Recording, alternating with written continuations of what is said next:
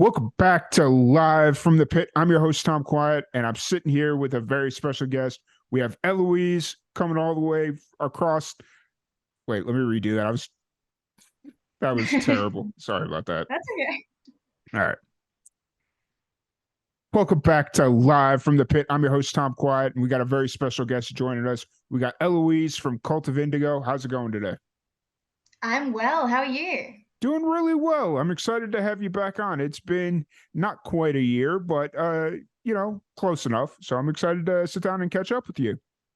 Yeah, appreciate you having me back. Yeah, for sure, for sure. So, for anybody that didn't get a chance to meet you during our PanCan fundraiser last year, what's the origin story of Cult of Indigo? Cult of Indigo kind of formed, I'd say, maybe 12 years ago. It probably started its origin story. Myself and the guitarist, Sarah, went to like a band camp in the summer holidays every year, formed a friendship back then, talked over the years, and then once I got to about 21 years old, I asked her if she'd be keen in forming a band. And that's it. We've written some songs, done some gigs, released stuff. It's all just kind of bubbled up in the past maybe 5 years or so. Nice. That's really cool. It's really cool that you guys survived the pandemic because I know that was really hard for a lot of people, especially coming out of Australia where you're based out of. There was a lot of dead time where you weren't able to perform and all that stuff. So the fact that y'all survived kind of that and kept the music alive is really cool. Yeah, it was for sure pretty hard at the start too. We had big-ish plans for the launch of our first single right in March of 2020. So obviously, when everything kicked off, we had a gig, we had all these things lined up, and it all obviously, yeah, got shut down. But here we are trying to make it work amongst all the other constraints we have now, just everyday life and Yeah. jobs and things, but still kicking. Yeah, for sure, for sure. So last time we talked, you had just released an EP, and now you guys are getting ready to release a brand new single without as a single, correct? Yes, it is. What's the story about without? So without, I kind of started writing it, I'd say 3 years ago. It's actually about my current boyfriend now, so it is a good story in the end. It's not a depressing one. It is a blossoming of love, I guess you could say. And yeah, throughout lockdown and all those kind of things, we started writing it more, fleshing it out. We performed it at a gig we had earlier this year in February, and we got some really good feedback from the audience. So we decided to release it as like, yeah, a follow up to the EP from last year. And after a long time, we're finally here next Friday. Yes, yes, yes.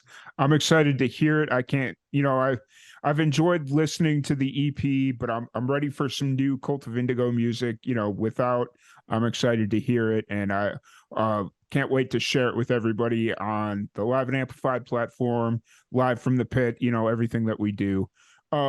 So with about a week away of from without being released, what's kind of running through your mind right now? Are you nervous, excited, nervous? What are you kind of feeling right now?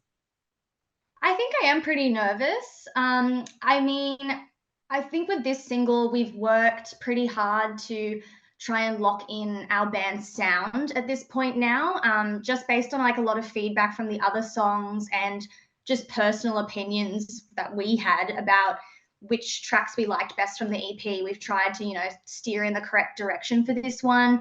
We worked with a new mixing engineer. Of course, we're still like recording and everything ourselves. Yeah. But I think this one, for me, especially like lyrically as well, I think it is it's a bit more like developed. And Hmm. I think, it's good follow up. and, Yeah, and hopefully everybody agrees with that and can see that we've been working really hard. for sure, for sure. Now, when you sat down to write and record and you were kind of working on without, did you take a different approach to this song or is it a pretty classic Cult of Indigo sound?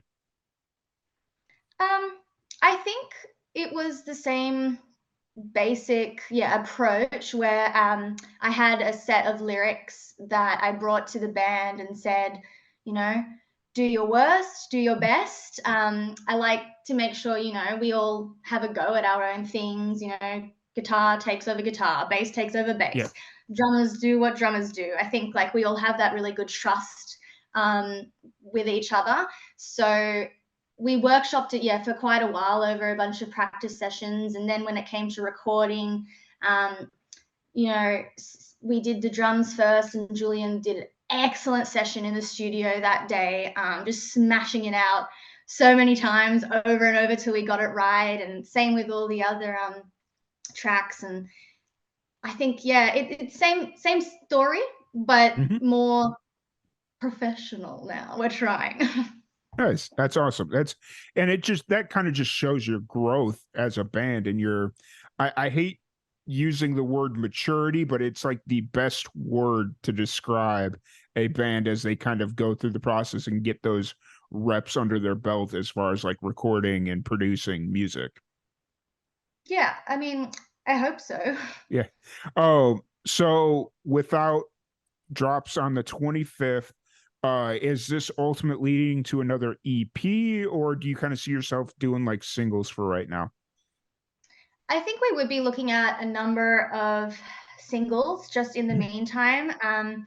I think my focus, particularly in the next couple of months, to um, support all the things that we put out. I want to get into doing more live shows. Mhm. Yeah, like I said, we had a really awesome gig back in February, and that's the last thing we've done. So Oh well. I Yeah. want to make sure that we can practice and spread some love and fun out, and back that up with some singles sprinkled here and there, because an album or an EP is like a big project in and Yeah. of itself. Yeah, for sure. And this will be something interesting to kind of talk about because I haven't had like a rock band on the podcast or the radio show yet from Australia, but I was reading an article not too long ago that a lot of venues in Australia are closing down because like insurance is getting pretty crazy. Is that something that you guys are feeling the impact of as a band? I mean, I've noticed just like as an attendee and consumer of Hmm. music, that yeah, a lot of places have shut down in the past couple of years. I mean, I think everything's just getting expensive. Yeah. Insurance, rent. There was this really amazing venue called Frankie's Hmm. that was in the middle of the city that for years, like growing up, I thought it was like my goal to play there. And Yeah.